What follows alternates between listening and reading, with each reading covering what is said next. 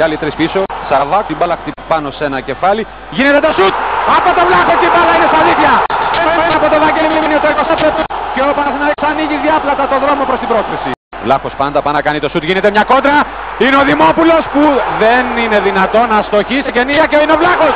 Είναι ο Βλάχος που κάνει το 2-0, είναι απίθανο. Μπράβο στον Παναθηναϊκό. Βαγγέλης Βλάχος. Εκτελείται από το Σαραβάκο, η μπάλα πάει για μέσα και είναι γκολ. Είναι γκολ, είναι το 3-0 από τον Κώστα Αντωνίου. Είναι ο άθλος που λέγαμε. Είναι κάτι το καταπληκτικό, κάτι το φανταστικό. Δεν είναι μόνο... Φάουλ με τον Σαραβάκο, η κεφαλιά και η μπάλα είναι στα δίκτυα. Η κεφαλιά από τον Κώστα το Μαυρίδη και είναι το 4-1 και είναι αυτό που σας λέγαμε ότι ο Παναθηναϊκός Αντωνίου κερδίζει τη μονομαχία, δίνει για τον Σαραβάκο. Δεν είναι offside! Δεν είναι offside ο Δημήτρης ο Σαραβάκος. Ανατρέπεται. Τρέχει ο Μπατσινίλας, θέλει την μπάλα στα δίκτυα. Είναι το 5-1. Είναι η μεγάλη βραδιά για τον Παναθηναϊκό. Είναι η μεγάλη βραδιά για